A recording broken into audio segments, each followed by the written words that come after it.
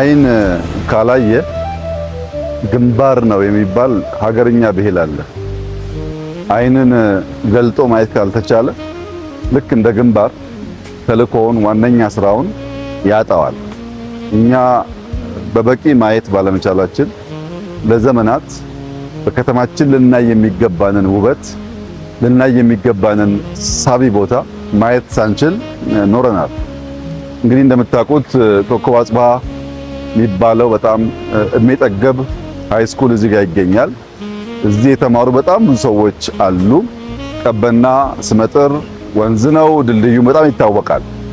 በዚህ አካባቢ ብቸኛው ድልድይ ስለነበረ በዚህ ድልድይ ያልተሻገረ ይሄን አካባቢ የማያውቅ ብዙ ሰው የለም። አዲስ አበባ ቀበና አሁን ያለውን ቅርጽ፣ አሁን ያለውን መልክ፣ አሁን ያለውን ውበት ሊይዝ ይችላል ብሎ ማየት ያስፈልጋል። አስቀድሞ ማየት ሲቻል ስራ ይከተላል።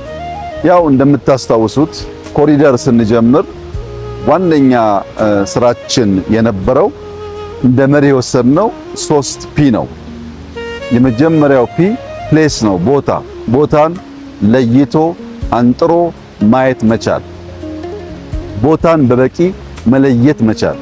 ሁለተኛው ፒ ፓተርን ነው። ቦታን ማየት ብቻ አይደለም፣ አጠቃላይ ጉዞውን ሲምለስ የሆነ ፓተርን ማልበስ ይፈልጋል። ሁለተኛው ፒ የነበረው ፓተርን ነው። ሶስተኛው ፒፕል ነው።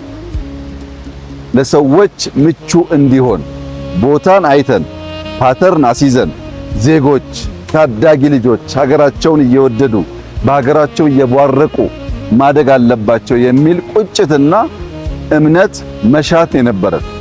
ዛሬ እንግዲህ አዲስ አበባ ውስጥ መጠነኛ ቢች አየን፣ ሌክ አየን፣ ጄት ስኪ አየን፣ ትናንሽ ቦቶች አየን። የተጓዝነው 10 ኪሎ ሜትር ገደማ ነው። ከእንጦጦ ጫፍ ጀምሮ እስከ ቀበና 10 ኪሎ ሜትር፣ ከጣሊያን ኤምባሲ ጀርባ ጀምሮ እስከ ቀበና ሌላ 3-4 ኪሎ ሜትር እንዳየኸው በሁለቱም ሳይድ ወኮ ያለው በጣም ብዙ ቦታ ለልጆች መዝናኛ የሚሆን ቦታ አለው። ዛፎች፣ ፍሩቶች ተተክለዋል። ከላይ ጀምሮ በጣም ተተክሏል ፍሩት። የሚፈለገው ይሄ ነው። ወፎች መብላት እንዳይቸገሩ ፍሩት ካለ መጠጣት እንዳይቸገሩ ውሃ ካለ ይመጣሉ፣ ታያቸዋል። ኔቸር ይጠራራና ትክክለኛ ውበቱን ይገልጣል። እና ያየነው ነገር እንደዚህ ያለውን ተስፋ እንደዚህ ያለውን የኢማጂኔሽን ፓወር ሰርተን ጨብጠን ስናየው በእጅጉ ያስደስታል። እንግዲህ መደመር ዋና እሳቤው ቦታ አንሰራም አለ፣ ውሃ አንፈጥርም ሰጥቶናል። እሱ ዛፎች አሉ፣ የሰው ጭንቅላት አለ፣ ሀብት አለ። በየቀኑ ደግሞ የደከሙ ገንቢዎች አሉ። የብዙ ሰዎች ድካም ውጤት ነው ይሄ። ያ ሲደመር እንደ አውትካም የሚፈጠረው ክሱትነት ነው። መደመር ፕሮሰስ ነው። የሚከሰተው አዲሱ ኢመርጅ የሚያደርገው ማንነት ደግሞ አውትፑት ነው።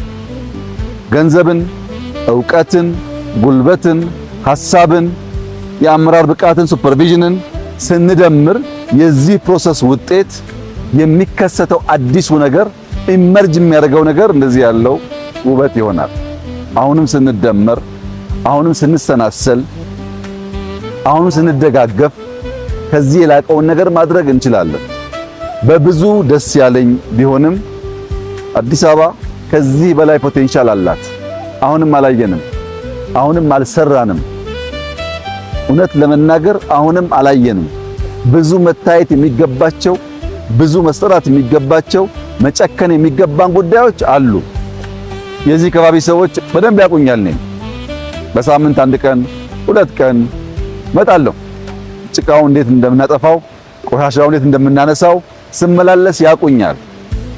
የእነሱን ህይወት እንዴት አስተካክለን ቤት ኖሯቸው ከባቢው ይቀየራል የሚለው ጉዳይ በረጅም ጊዜ ሂሳብ የመጣ ነው። የሚገርመው የዚህም ቦታ የቀድሞ ሁኔታ እኔ እንደዛሬ አየዋለሁ። የሚያውቁት ያውቁታል። እናንተም ፎቶ እዩ። በጣም አሳዛኝ ቦታ ነበረ። ዛሬ መጠነኛ ለውጥ አይቼበታለሁ። በእርግጠኝነት ልጆቻችን ይሄን እያዩ አድገው በብዙ አስበልጠው አልቀው እንደሚሰሩ ጥርጥር የለኝም። ባሰብነው ልክ ሰርተናል ብዬ አልገምትም። ብዙ ማየት ስላልቻል ብዙም ስለሚቸግር ሰዎቻችንም ገብቷቸው ማገዝ ገና ስለሆነ በታየው ልክ አይደለም። ከዚህ በላይ ውብ መሆን ይችላል። በየቦታው ሌኮች ያስፈልጋሉ፣ ፍሩት ያስፈልጋል፣ ንጹህ ውሃን ማየት ያስፈልጋል፣ ወፎቹን ማየት ያስፈልጋል። ከተፈጥሮ ጋር ተስማምተን መኖር ካልቻል፣ ተፈጥሮ መንከባከብ ካልቻል የተፈጥሮ ቅጣት ከባድ ነው። ዓለም ላይ ልክ እንደ ሳይኮሎጂካል ዋርፌር እንደምንለው ኢኮሎጂካል ዋርፌርም አለ። ኢኮሎጂካል ዋርፌር ውሃ ላይ፣ አፈር ላይ፣ የአየር ንብረት ላይ የሚሰራ ስራ ነው። ልክ በሌላው አስተሳሰብን ሌላ ቦታ ወስዶ መትከል መንቀል እንደሚቻለው ሁሉ በኢኮሎጂም ዋርፌር አለ። ትውልድ መንቃት አለበት። ዝም ብሎ ከፊት ያለውን ብቻ እያየ ሲርቅ ከዓመታት በኋላ ከ10 ዓመታት በኋላ የሚያጋጥመን አደጋ ቸልማት አያስፈልግም። በጥልቀት ማየት፣ መገንዘብ፣ መተጋገዝ፣ መስራት ያስፈልጋል እና የአዲስ አበባ ከተማ ነዋሪዎች የሚገባችሁ እንዲህ ያለው ነገር መቆሸሽ እኛ አይገባንም፣ መጠልሸት እኛ አይገባንም፣ ማነስ እኛ አይገባንም፣ ሌላ ቦታ እየሄዱ መቅናት እኛ አይገባንም። ሰርተን እንደምንችል ማሳየት ያስፈልጋል። ይህንን ስል ለከተማችን ነዋሪዎች በሌላም ዓለም ላሉ ዜጎች መናገር የምፈልገው ነገር ይህንን ግድብ ስንጀምር አንድ አይደለም 2-3 ሙያተኞች አትችሉም ብለውናል። የምንሰራውን የኮሪደር ስራ አትችሉም የሚል ድምፅ ከግራ ከቀኝ ጠዋት ማታ እንሰማለን። አትችሉም፣ አይሳካላችሁም፣ አትከናወኑም፣ ትጀምራላችሁ እንጂ አትጨርሱም የሚሉ ብዙ ድምጾች አሉ። የኛዎቹ ይገርመኛል። ሌሎቹ ግን አይገባችሁም እያሉን ነው። የለም ይገባናል፣ የለም እንችላለን፣ ጥንታውያን ነበርን፣ በመሃል ጠፍተን ሊሆን ይችላል፣ ብንሰናሰል፣ ብንደመር፣ ብንተጋገዝ ውብ አገር አለን፣ ከማናችሁም የማያንስ ኢኮሎጂ እኛም ተሰጥቶናል ብለን መናገር ብቻ አይደለም ሰርተን ማሳየት አለብን። የሚደንቀው ነገር ይህ ስራ ሲጀመር እዚህ አካባቢ ያስቸገሩን ኃይሎች ነበሩ። ዛሬ ዋና አድናቂዎች እነሱ ናቸው፣ ዋና ተጠቃሚዎችም እነሱ ናቸው።